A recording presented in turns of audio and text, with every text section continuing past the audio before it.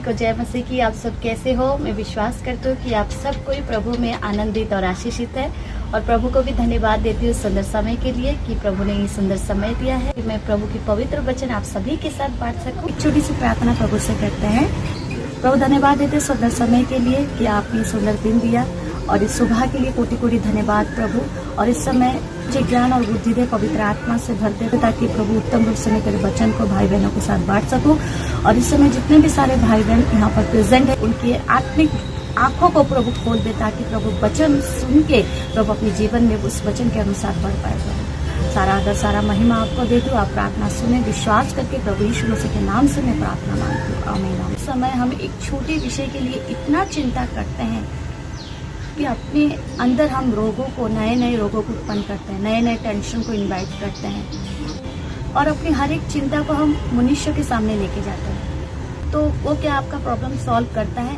जिसके सामने, जिस व्यक्ति के सामने आप अपने टेंशन को लेके जाते हैं, वो आपके टेंशन का कॉम्प्रोमाइज करता है या सोल्यूशन निकालता है?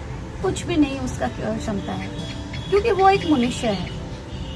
सिर्फ आप उन्हें जाके बताते हैं, आपके बोझ को आप हल्का करते हैं। आप सोचते हैं कि अगर मैं उसे अपने टेंशन को बता दूं तो मेरा मन हल्का हो जाएगा, लेकिन सोल्यूशन आपको नहीं मिलता है। कौन हमारी चिंता को दूर करता है? कौन हमें शांति देता है? कौन हमें रिलीव करता है? मात्र परमेश्वर। तो अपनी चिंता को आप मनुष्य के सामने ना लेके जाए, क्योंकि उसके जीवन में भी बहुत समस्या है, उनके जीवन में बहुत चिंताएं हैं। वो खुद अपने प्रॉब्लम को सॉल्व नहीं कर पाते, तो आपकी प्रॉब्लम कहाँ से वो सॉल्व करेंगे? तो जिसने हमें जीवन दिया, जो हमारे प्रतिदिन हमारे ख्याल रखते हैं, जो हमारे उत्तम चरवा है, तो अपने टेंशन को, अपनी समस्या को, अपनी चिंताओं को परमेश्वर के निकट लेके आए। हम देखते हैं, इसीलिए तुम चिंता करके ये ना कहना कि हम क्या खाएंगे, क्या पिएंगे, क्या पहनेंगे, क्योंकि अन्य जातियां इन सब वस्तुओं की खोज में रहते हैं, पर तुम्हारे स्वर्गीय पिता जानते हैं कि तुम्हें इन सब वस्तुओं की आवश्यकता है। हमारे पिता हमारी जरूरत को जानता है। हम चिंता करेंगे तो ना ही हम बाइबल पढ़ पाएंगे, ना ही हम प्रार्थना कर पाएंगे, और ना ही हम प्रभु की संगति में रह पाएंगे।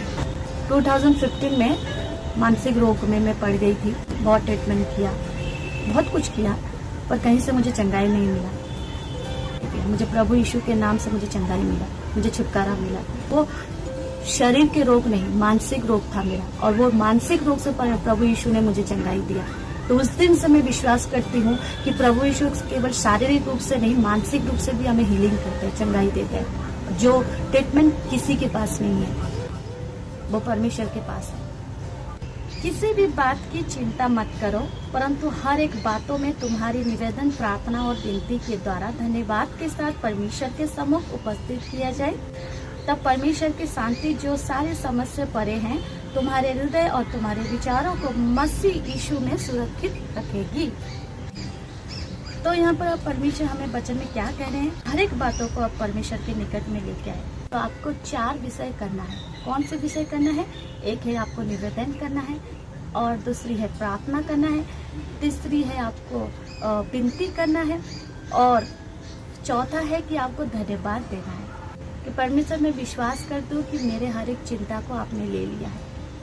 मुझे और कोई चिंता नहीं है, आपने मुझे चिंता से उद्धार किया है, मेरे हर एक टेंशन से मुझे बाहर निकाला है, इसलिए मैं आपको धन्यवाद देती हूँ। तो ये 4 बातों को लेके आपको परमेश्वर के निकट में आना है।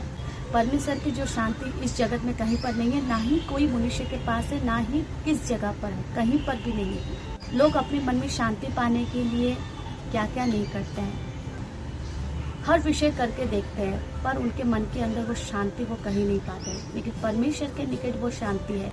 तो जिसने हमें जीवन दिया, जो हमारे प्रतिदिन हमारे ख्याल रखते हैं, जो हमारे उत्तम चरवा है, तो अपने टेंशन को, अपनी समस्या को, अपनी चिंताओं को परमेश्वर के निकट लेके आए। परमेश्वर यही चाहते हैं, क्योंकि उनके हाथों में हर विषय का समाधान है। जो हमारे लिए असाध्य है, परमेश्वर के लिए वो साध्य है। इम्पॉसिबल विषय वो पॉसिबल कर सकते हैं, ये आपको विश्वास रखना है। मेरे प्यारे भाई बहनों, मैं विश्वास करती हूँ कि आप आज से ये सारे वचन अपने जीवन में क्लेम करेंगे, लगाएंगे, मनन करेंगे, ताकि शैतान आपको चिंता में ना डाल पाए। तो प्रभु इस वचन के द्वारा आपको बहुत ऐसे ब्लेस करे। God bless you.